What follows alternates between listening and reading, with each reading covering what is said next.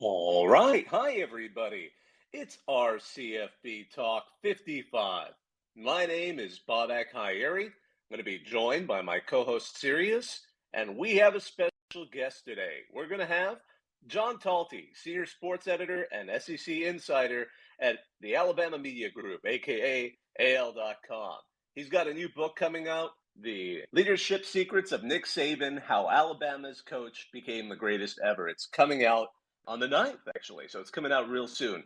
This is a really interesting book. We've had a chance to read a bit of it. John's obviously, he's an interesting character, but this actual book is utterly fascinating. It's the bits we read made us want to read more. So he's going to be joining us shortly. And we're going to also have opportunity to talk about questions from yourselves. If you have questions about either the book, SEC football, whatever, we'd love to hear from you as well. So he's going to be joining us here. All right, great. So John, you're up here. I'm here. So excellent. I gave your introduction at the very beginning, but just in case those of you joining us late, this is John Talty. He's Senior Sports Editor and SEC Insider at the Alabama Media Group, aka AL.com. Don't read the comments. Sorry. And he's the author of this really interesting book that's come out. It's about to come out, pardon me.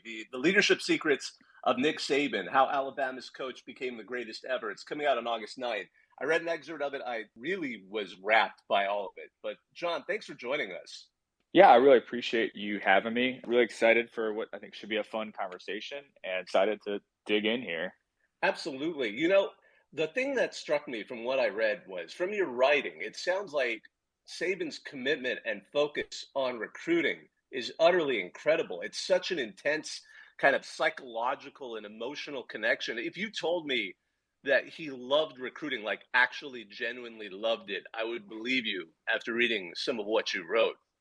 Yeah, and I think what's interesting is because I think that he does, and I think he in particular loves the competition around it. But there is a quote in there that I did really enjoy. It was, kind of a little bit of the other side of the coin and offered the opinion of that it's not that he loves recruiting, it's just that he knows exactly what is needed to be done, and that's what he will value above all else. And so I think whether he loves it or not, he certainly knows that it's critical to the operation to recruit at a high level. I think he realized very early on that if you don't have the right players, doesn't matter how great of an X's and O's coach you are, you're not going to win at the level he wants to win at. And so I think what I love about that chapter, and you can read the excerpt on AL.com or you can look at my Twitter feed, and I've tweeted about it a couple times. But what I love about it is that he establishes literally from day one at Alabama, first meeting, he tells everyone in the organization, our number one priority moving forward is going to be recruiting. It all has to be built around that. And I think that says a lot about who he is, that he not only did that, but also that he felt it was important for not just the coaches, but also the secretaries, the custodial workers, everybody to be at that meeting to understand what the organization's top priority was. You talked to a lot of Coach Saban's past colleagues, subordinates, and support staff put this book together, from Alabama to LSU, Michigan State to even Toledo when he was there for that season. How many interviews do you estimate you had when you were putting this book together?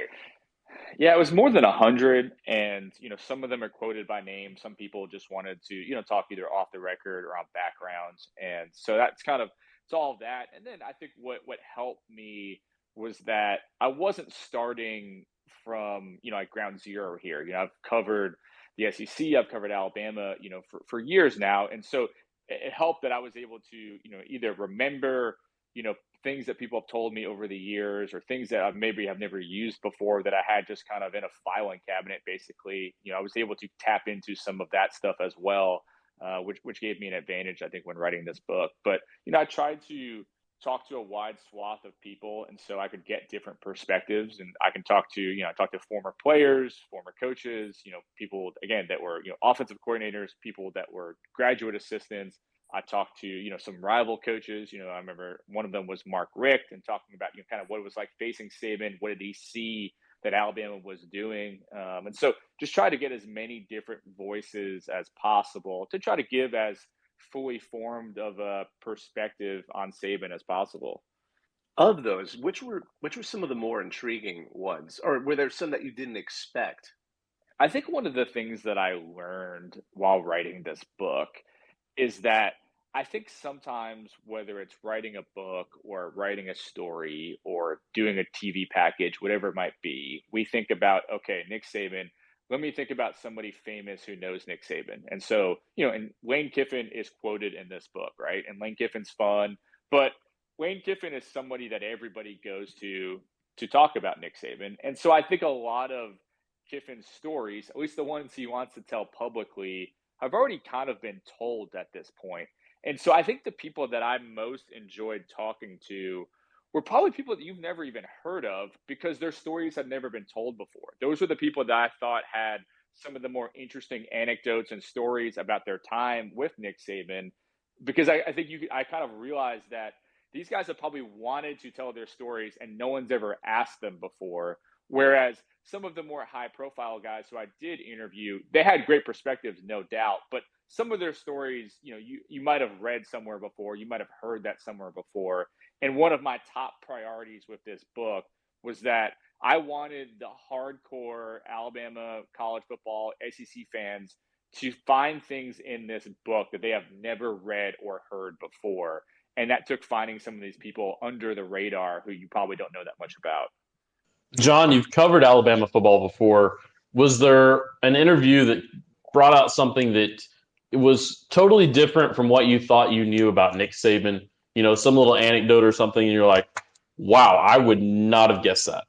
Yeah, there's a few. I think having been around Alabama for a while now, I feel like I had a pretty good sense of who he was as a person. But I do think that he's framed publicly as a robot in many ways. I think it's changed a little bit in the last few years because he's allowed himself to be a little less guarded publicly. I think you're seeing a little bit more of that side of him. But I think for many years, he was just framed as this robot who's obsessed with winning, and that's all that matters. And let's not, make any mistake about it. He absolutely wants to win. He does work really hard. He is incredibly hard charging. But I thought some of the stories that people told me of maybe the not softer side, but the more human side of Saban that you don't see publicly were some of the ones that I found really interesting. And one story in particular I thought was really interesting and told me a lot. And it's in this chapter about how Saban's evolved over the years. And back in 2015, there was this running back, former Alabama running back. His name was Alty Tenpenny, and he was part of the famous Alabama running back room that also had Derrick Henry and Alvin Kamara. And he ultimately decided to transfer out. He had gotten in trouble with a couple things. Saban essentially wanted him to sign a contract like, you're going to live your life this way. You're not going to do these things. Tenpenny didn't want to do that.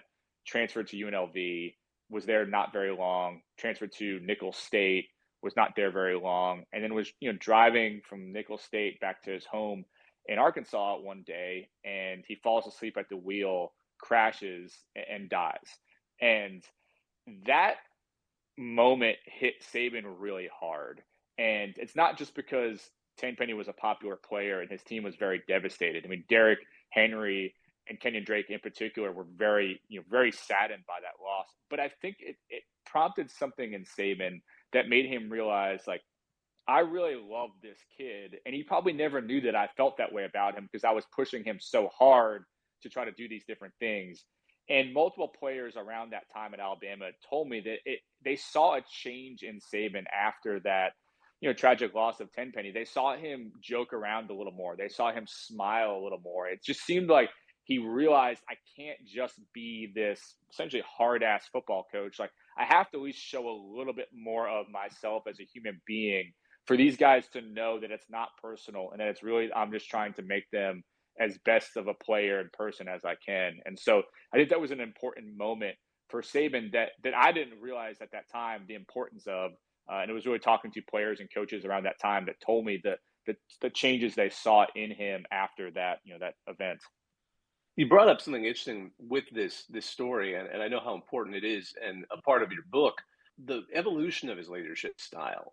So, how would you characterize his leadership style now, compared to, say, when he first arrived at Alabama? And perhaps, I mean, if you can reach back to some of those other stops he had. I mean, it's fascinating to wonder what he was like, particularly in those early years, taking over at Toledo, going to the NFL, coming back to go to Michigan State, and how that kind of development that most leaders, obviously successful leaders like himself, seem to display that ability to move with the times, or at least learn and refine. Yeah, absolutely. And so the first chapter of the book actually starts at his time at Toledo. And I thought it was really important to hit on exactly what you're talking about there, to show the evolution that of a 38-year-old first-time head coach to where we are now, what we see him as now. And I mean, you can imagine, think about what we see of Saban now. We know he's a hard worker. We know he can be a bit of a hard ass. You can imagine a 38-year-old Nick Saban who hasn't accomplished anything and what that guy might have been like.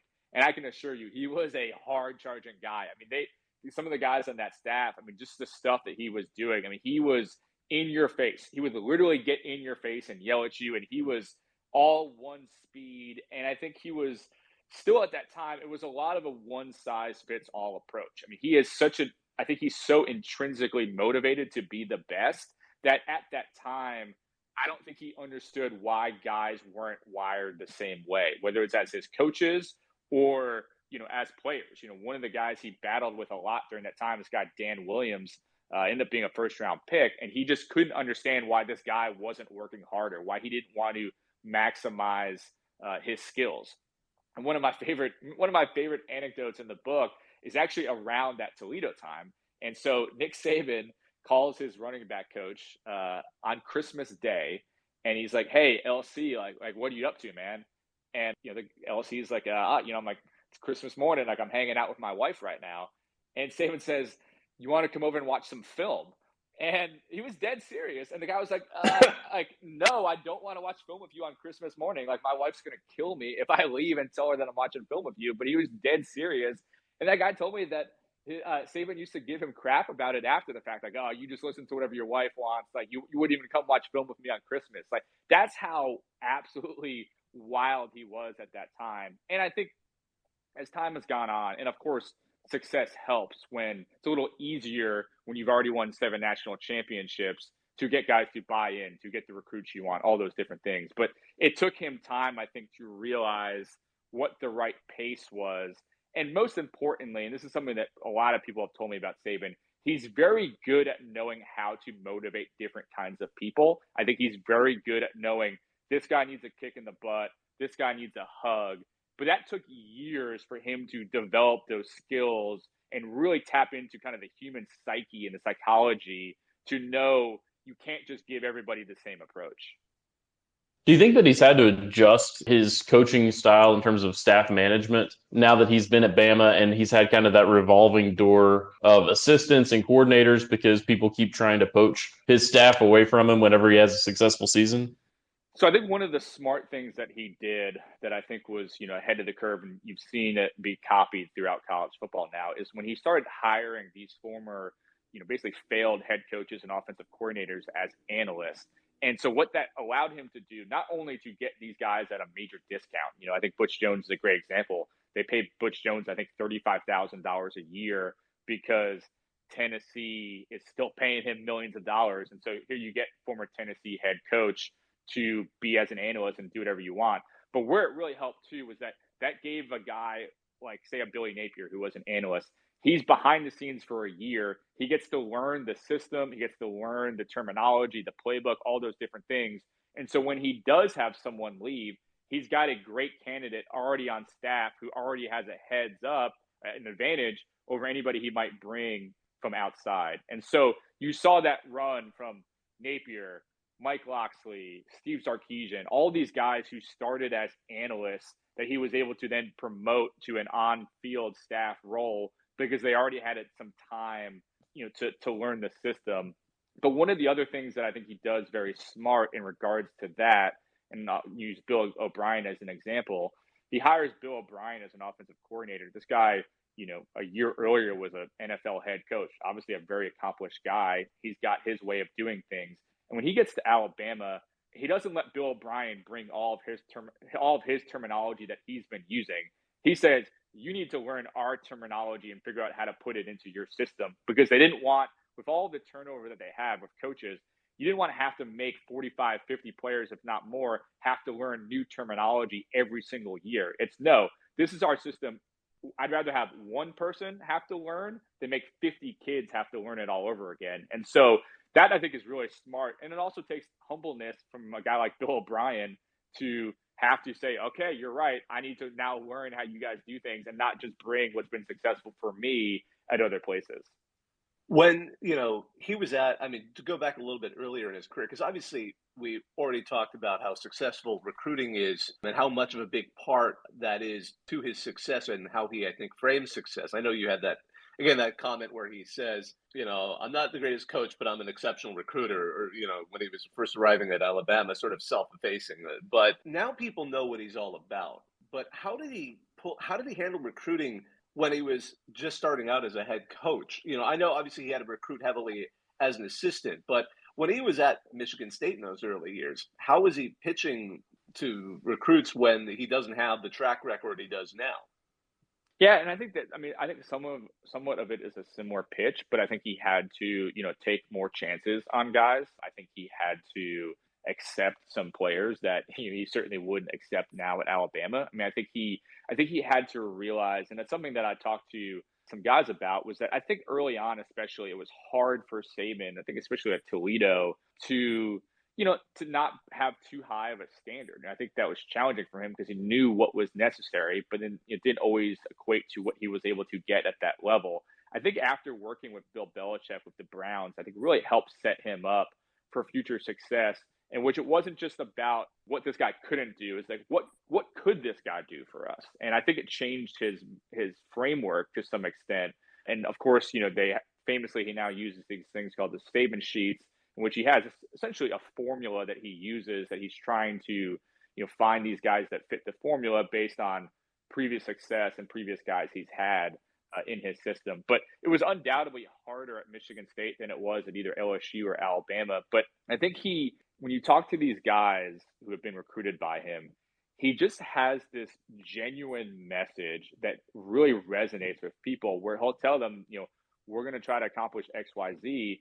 And these guys really believe him. And it took some years to get that rolling at Michigan State, but there was a good amount of buy-in from the get-go. And you saw that, really come to a head, at the end of 98, and then of course 99 before he leaves, when he really finally has that talent that he needed at a high enough level to compete, with the Big Ten's top teams. And now Julio Jones was a good example of a pivotal moment in recruiting and also setting the tone within Alabama. Could you tell us a little bit more about that? Yeah, Julio Jones, I think, is a great example of the Saban recruiting approach, because he gets to Alabama and, there's some talented players on that team that end up playing an important role in that 2009 national championship team. But it was not a team stacked with talent by any means. People told me for the book that, Shula loved to just, sign in-state kids, which made everybody around the state happy. But, those kids weren't necessarily producing at a level that was necessary for Alabama to be at the top of the SEC. So he gets to Alabama and he knows right away, I've got to get this guy, Julio Jones. There's a fun anecdote in the book where one of his GAs is, they're going through all the different guys they want to target. And he's putting on, all right, next up, we got Julio Jones. He's going to put the tape in. And Saban stops him. He's just like, listen, man, just because I was in Miami the last couple of years, like, I already know who Julio Jones is. Like, that guy's ready to go right now. Like, let's go on to the next guy. I don't need to see his film. And so he knew from the day one, I have to get Julio Jones. But what I think he did that was really smart and really resonated with Julio was that he never promised him anything. He never said, you're going to be my star from day one. You're going to be the guy we build our entire offense around, the way that other schools were recruiting him. He basically directly challenged Julio and said, I'd love to win with you, but I do know that I will win without you. And I think that challenged Julio in a way that he loved. I think he loved the idea of the fact that Saban wasn't promising him anything, that he was challenging him. And it comes back to this overall Saban recruiting ethos of don't offer anything but an opportunity. That's what it always comes back to. He will tell players, you have an opportunity to do these things if you come here. You have an opportunity to win a national championship, to end up and go on and be a starter, be an NFL player. But I'm not promising you any of those things, and I'm certainly not promising you a starting position. And what that does, it almost self-selects incredibly motivated and competitive people who say, "Oh, you're not going to promise me anything? All right, I'll show you how I do things, and I'll make you have to give me something." And it just leads to this incredibly competitive environment where all these guys know that they have nothing promised and that they're going to have to work their butts off for anything they get, and it really brings the best out of them. You mentioned Miami. Was there a shift in Saban's philosophy or mentality from his time at LSU to his time at Bama that was influenced by that stint with the Dolphins? Well, I think he realized, I mean, you could say from a big picture standpoint, I think he realized that he was best suited for the college game, while he was, at Miami and wanted to get back. There's even a thing in a little kind of tidbit in the book about how he was even interested in going back to LSU at that time. But, I think they were in year 3 of Les Miles, or about to be in year 3 of Les Miles, and they didn't want to make a move that fast. But he was interested in coming back to the college game. I think one thing that he learned, and I don't know if it's simply from, working with the Dolphins and seeing the outside influences, or if it was influenced by LSU or whatever you might say. But when he got to Alabama, I think he was very clear in establishing expectations, not only for obviously everyone who worked for him, which is detailed throughout the book, but also the outside factor people. There's some famous stories, which have been written about, I think, over the years, where he basically sat down some of these top boosters and said, "Listen, like, I need your money, I need your support, but also, like, basically need you to get out of the way. I will give you what you guys want. I'm going to win, and I'll deliver you guys the national championships and all that stuff that you want. Like, I'm not going to all your golf events. I'm not going to every booster dinner and stuff like that. Like, if you want me to do what I think you guys want me to do, like, I need to do that. And I need you guys to get out of the way and stop messing around with stuff." And, that's probably tough for some of these guys to hear. We can see across the country in college football, boosters like to get involved, but it established early on, like, I am running the show here, and, I'm going to do things my way. And I think it allowed him to accomplish a lot of great things and limited some of the outside influence that seems to plague some of these other programs around the country. He definitely seems to have a total commitment to seeing exactly what goes in and what goes out of the kitchen, so to speak. Because you sometimes will see top chefs who are standing right there at the front of the kitchen, seeing what's going in as an order, what's coming out. And it's sort of that sort of analogy struck me when I was reading about how, yes, his coordinators will put recruits that they would like to see, but ultimately Saban's got to see exactly who gets an offer and vet that decision. How intense is that? And how do his coordinators and assistants react to that level of control? I mean, because you could see how under certain leadership styles that could really create resentment. And how does he manage that? Yeah, and I think that is one of the challenges, and I write about that in the book too. I think he is pretty good at finding that balance, because I think you could say, you take a step back, you can say, man, like, he's really kind of meddling there. Like, he's really getting in the weeds. How is he able to, manage the big picture stuff if he's getting so in the weeds on that stuff? And what it is like, he's not getting in the weeds on all of it. I write about in that chapter, he's got all these recruiting analysts and things like that digging up all these little details. They're scouring the internet to find out what kind of, what a guy's favorite cereal is. Like, Saban's not doing that, but he'll use that information that gets passed up the chain. But I mean, I think it's something that I think does frustrate guys at times. But the thing that, probably frustrates them. One of the guys, I don't think I put this in the book, but one of the guys who I talked to told me, like, one of the frustrating things with Saban sometimes is that, like, he's almost always right. And so, like, you might get annoyed about what he's doing, or you might get annoyed about how he delivers the message to you. But you take a step back and you're like, you know what? Like, damn, this guy was right. Like, and that almost kind of bothers you even more, that, like, you really don't have that much to push back on him with, because he's right about it. And, in that excerpt, Glenn Mason, the former Minnesota and Kansas coach, told me, like, listen, this is basically the best talent evaluator I've ever seen. Like, his eyes are incredible, and he sees stuff that I couldn't see. And so, if you're a recruiter, you want your guy, you're saying, this is my guy, we got to get him. But I think at this point, especially, Saban's track record speaks for itself. So if Saban's saying, like, listen, man, I just don't see it, he's not a take for me, of course you're going to be frustrated by that. But, like, I mean, it's hard to really argue with the guy's track record. I mean, he's of course missed on players before, but he doesn't miss that often. And, something that those guys just have to accept. But I will say within that as well, like, Saban's very clear, and I think this is a running theme throughout the book, and I think it's a running theme throughout the Alabama organization. He's very clear about his expectations, and he's very clear about what job responsibilities are. And so he'll tell people when he hires them, listen, like, this is not, we're not all freelancing here. Like, I need you to use your skills to do things the way that I want them done. So these guys know going in, like, they're not going to always get to do it exactly the way they want to. Like, he wants it done a very specific way, and they'll either do it the way he wants them to do it, or, they can look for opportunities elsewhere. What do you think is one of the biggest misses he's had, whether that's a player that they underevaluated that turned out to exceed their expectations, or a guy who, had all the measurables they wanted, but, just didn't feel like a system kind of fit? They had a run in which they had multiple 5-star defensive linemen, guys who are ranked, like top 20 or so in the country, and multiple of them missed. And unfortunately, with a couple of them, I think there were some mental health issues there, and that's something that you can't necessarily know or see until you get a guy on campus.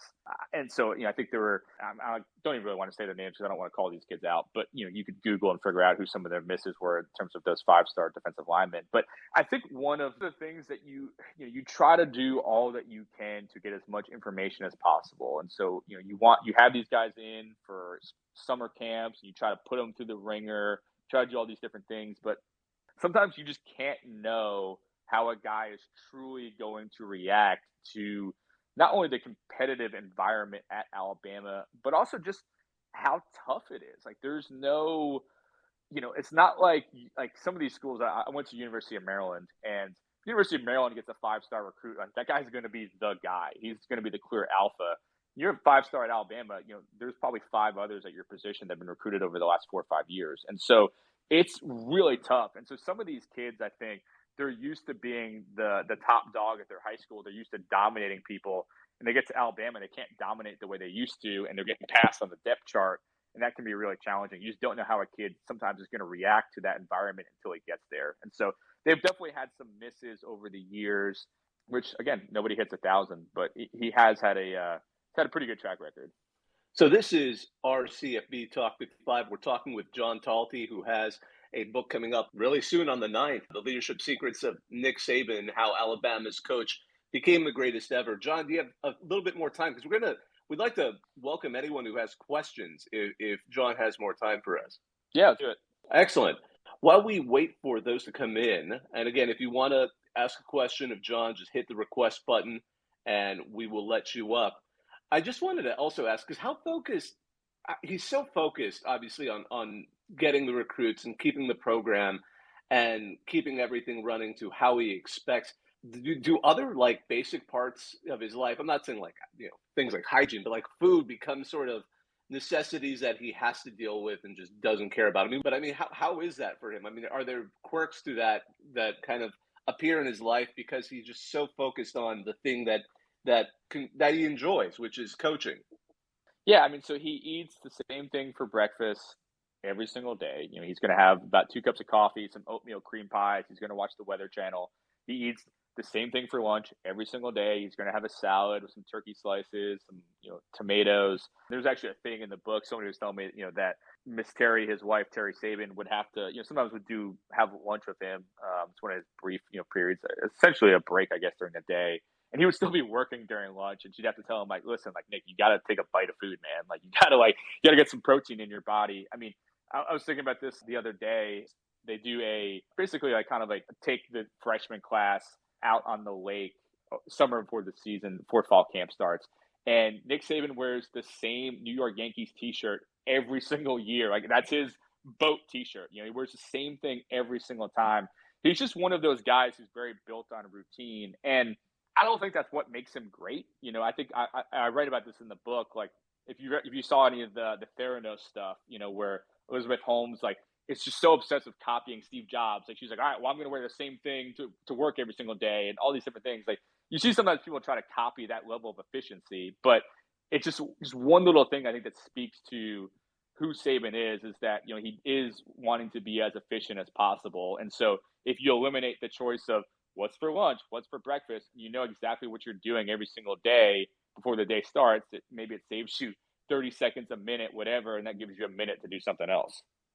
I remember reading that he also gets quite specific about selecting movies for the team to watch. Why is that? Yeah, so I was talking to Andy Staples the other day on his podcast, and he had a great line to me that so Alabama Saban will cut down the movies now. He very rarely, I guess, lets them actually watch the full movie. And Andy told me that one of the staffers at one point told him, like, I don't think our kids actually know why they were trying to save Private Ryan, because it had been edited down so much that they didn't even know like really what the plot of it was. But he's big on using motivational films to try to motivate the team. And so, Oh, not sure if that was on our side. Serious, can you hear me? Yep, I can. My audio cut out for a second, though. Okay, great. John, we lost you there for a moment. We can hear you now. Yeah, sorry about that. It looks like I was getting a call from somebody. Sorry about that.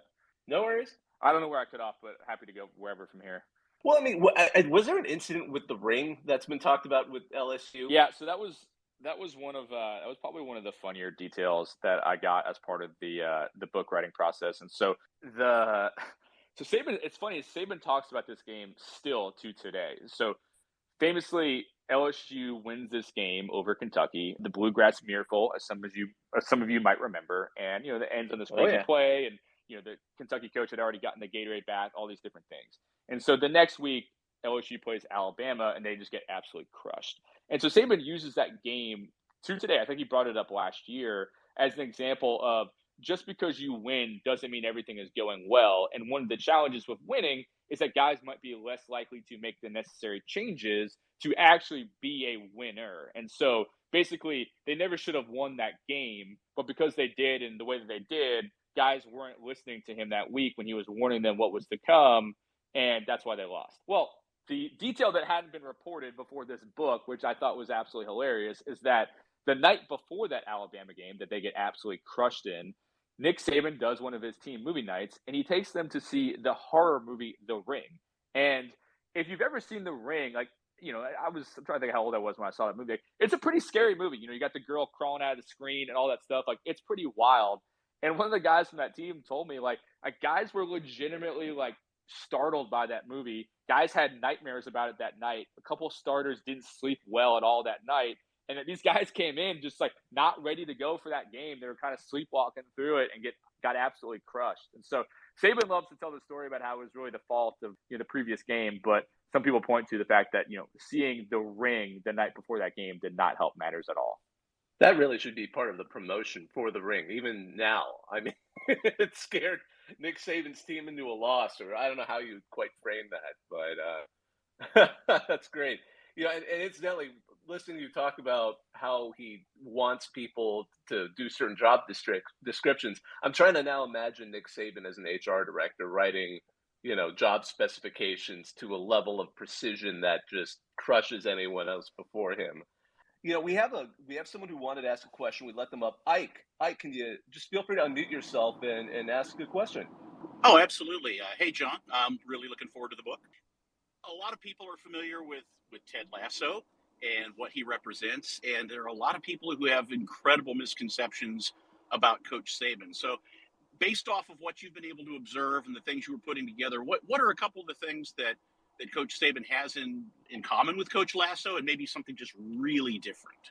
Yeah, well, thanks for asking that question, and I'm excited for you to get a chance to read the book soon. So I think if I was going to, and I love Ted Lasso as well, so I'm trying to think on this on the spot here, but I think one of the most obvious ones for me, and I think one of my favorite scenes, I think it's probably a favorite scene for a lot of people, is in the dart throwing thing, in which he talks about being curious. And I think one of the things that Saban does the absolute best is that he is so curious. He's I talked to multiple guys who have given speeches to the team, and Saban will be sitting in the front row taking down very detailed notes. He's always looking for any little edge he can get. He's a very well-read person. He's very interested in the human mind and the human psychology and trying to understand how to best reach people. And so I think that one of the traps that you see coaches fall into, especially when they've had a little bit of success, is, hey, I've won X amount of games, whatever. This is my style. This is how it works. This is how we're doing it. And Saban's really not that way. He's constantly searching for any little edge that he can get. And one of the stories that I put in the book one of these guys told me when he was still an assistant coach that you would have these like these coaching clinic type things, right? Which you bring in a famous speaker, a bunch of coaches are there, and then everybody goes and grabs beers and hangs out afterward, and they cut up and all that. And he told me like Saban would be like he would find whoever that speaker was, and he would just grill the guy for like an hour just to get any little detail he might be able to get to make him even 1% better, right? Now, in terms of the one big difference between Lasso and Saban, I mean, I think the obvious one to me is that I think Saban uses a little saltier language than Ted Lasso does. I think there might be a little bit more. I can't remember Ted Lasso cursing much on that show. If you've been around Nick Saban, he's a little more willing to let it fly. I'm from Jersey. That doesn't personally bother me, but there's some bad language that gets thrown out from time to time that maybe couldn't make it onto an Apple Plus show. But I think that's. I think for Apple Plus, I think they let Coach Lasso loose in like the very last line of each season. Yeah, there you go. So he gets maybe one or two in, whereas one of the stories that somebody told me, one of the guys who played for Shula and then Saban was like, I think he said something along the lines of like, I think I might have heard Mike Shula curse like once or twice an entire year. And he's like, I think the first practice of Saban, I think Saban cursed at every single one of us. And so there's just a little bit different of a style there in terms of the messaging. But I think that one of the things that people did tell me was that like, it's never personal how he kind of words that. He's just, just kind of, he uses some words that, probably not recommended for broadcast TV. Well, Ike, thank you so much for joining us. If any of you out there have other questions, please feel free to just hit request. John, you must have had so many good stories that didn't fit into the book. What was that process, that push and pull like with the editor on deciding what could stay in and how tight did that get as you were getting towards finalizing this book for publication? Yeah, and so Staples was giving me crap about it the other day that I didn't put the Zaxby story in the book, which I get. If you guys didn't see, I tweeted something about essentially how Nick Saban doesn't know what Zaxby's was, and it was a funny anecdote that people seem to like. I mean, I think there was a couple of things within that to answer your question. One, like, listen, could I have written a 500-page book about Nick Saban? Absolutely, but the book is written very purposefully to be easily accessible to a wide swath of different people. I mean, I think that, I think the hardcore, I love the sicko committee stuff on Twitter. Like, I think for the hardcore sicko fans of us, like all the people who love college football, there's going to be a lot in this book that you're going to love that you have never read or seen before anywhere. But I also wanted to write this book in a way that somebody who maybe isn't a hardcore college football fan, there's still enough in there that if they're just more interested in the business or leadership style of Saban, that they will still be able to read and enjoy this book, that it doesn't have every little X's and O detail that I was able to come up with in the book. So I wanted it to be able to be a book that you could read very easily. And so that required having to leave stuff on the cutting room floor. It is always a challenge, but I think that, in terms of my job as an editor, I think back to when I work with people on different stories. The best stories usually have good stuff on the cutting room floor. If you felt like you feel like you put every single great detail or every single even remotely good detail in the story, either the story is going to feel bloated or it's going to feel like you probably didn't do enough reporting that you have nothing left that we even can possibly cut. And so I try to think about it that way. And there's also just, I think writing a book it's a lot like putting together a puzzle, in my opinion. And so sometimes you had what you thought was a good puzzle piece and you kept moving it around and ultimately it just didn't fit. And it just has to kind of get left out. And the great thing is that my day job is covering Alabama football and SEC, and I work with a team of reporters who are great at AL.com, who also cover Alabama different things. And so some of the stuff that I didn't use for this book can still have value down the line and maybe a different story or a different idea. I like the way you were kind of explaining that. It reminds me, for example, you go on YouTube, you watch a deleted scene from a movie you really like, even some classics like The Godfather or something like that. And you'll see people like, oh, this should have been kept in the movie. But then you sort of think, well, it might have broken the pace up. Yeah, sure, that little story or that little scene might have been neat, but the overall, work might suffer. So that makes complete sense. This is a question that I feel like everyone asks when asking about Nick Saban, particularly at this stage in his career. How long does he keep going for? It is it's the $1 billion question. It's the question that I easily get the most out of any question that I get. And it's, I feel like sometimes I'm so in the weeds on this guy that I'm like inside his head that like I talk myself into different paths. But the kind of stock answer that I give at this point is that I think there are two potential things that could eventually lead him to leave. I think obviously one of the obvious ones is just the fact that he is 70 years old. He'll turn 71 on Halloween. At a certain point, we all slow down, and you sometimes you can't deliver what you used to be able to deliver. And I think he is, of course, an incredibly motivated person. He has still an incredible amount of energy for a 70-year-old, but I think we all slow down at some point. And I think one of the things that Nick Saban really cares about is I think he has a lot of respect for what it takes to be successful. I think he knows from all of his experience and all the success he's had what it takes day in and day out to be a champion, right? And I think, I could be wrong, 5 years from now, 6 years from now, it could turn into a Bobby Bowden type situation where you're almost just hoping the guy retires because it feels weird. But I don't think it will, because I think at a certain point, he'll know, if he's waking up in the morning and he's not fired up to get to the office, or if he's not fired up to lead a practice in August because he loves that stuff, I think that's the point when he'll know it might be time for me to walk away, because he's still so passionate about it.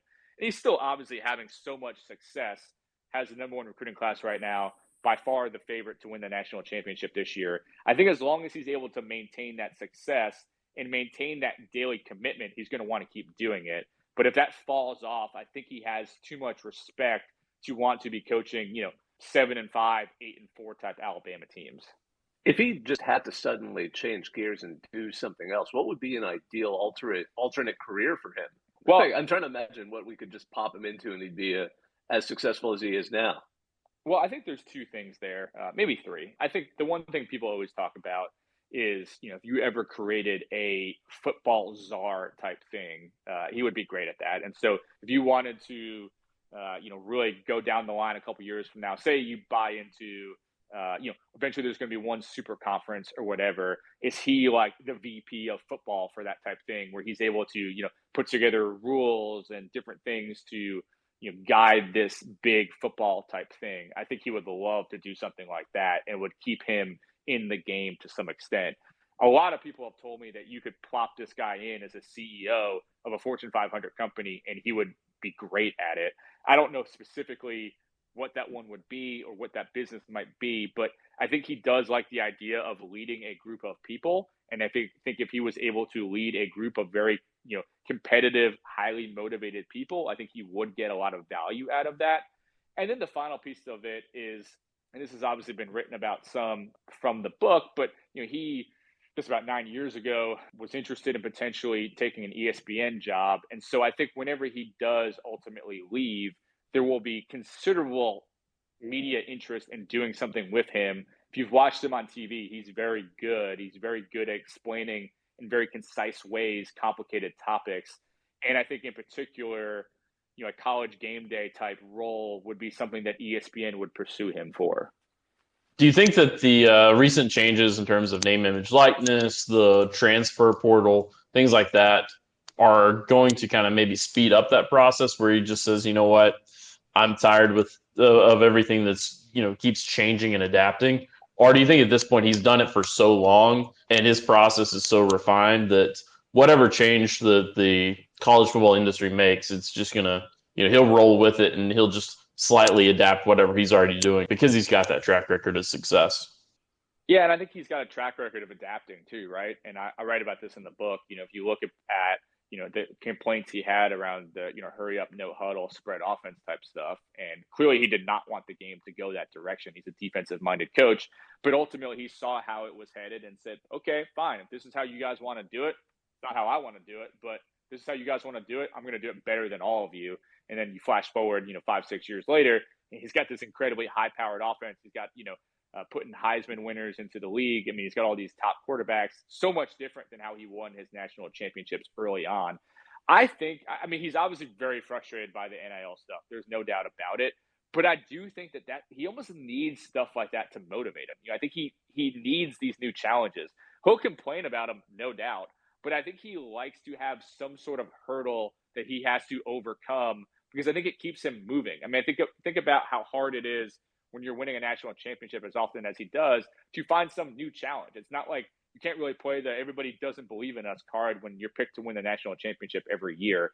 And so when he has these different challenges like NIL, I think it gives him a new hurdle that he has to work toward, that he has to figure out a solution around, and it gives him something else to have to work with. So I think we've seen some different famous college basketball coaches retire in the last 2 years or so.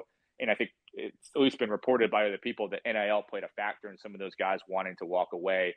I don't really see that with Saban. I mean, I could be wrong, but I see it more as a motivating factor for him to say, all right, this is how you guys want to play. Then give me a year to figure it out, and I'm going to have an incredible operation that none of you guys are going to be able to match, which I think we're already starting to see that get built up. Well, we've certainly seen, it hasn't stopped Dabo from wanting to play the underdog, poor little Clemson card, but it does seem like he gets less and less mileage out of it each year that they succeed. The comments about, whenever he adapts and the hurry up, no huddle offense and things like that, it kind of reminds me how every time that we hear Saban, kind of complaining about something, usually there's some Alabama fans in the comments that are saying, he's not just complaining, he's warning you that if that's where you want this to go, then he's going to do it, and he's going to do it better than you.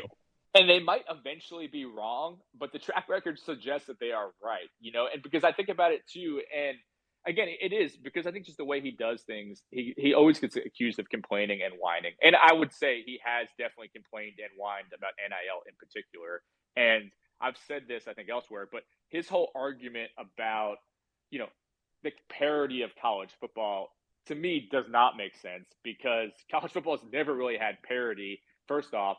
And secondly, one of the big reasons why he left the NFL for college football was he could capitalize on the fact that there isn't parity and he could stack all these top recruiting classes.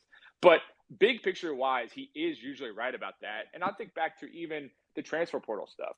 He has said from the get-go, I think this is bad for college football, but I'm telling you, it's not really going to hurt us. It's going to hurt a lot of other schools way more than it hurts us. And it's like, Saban's complaining about the transfer portal, blah, blah, blah.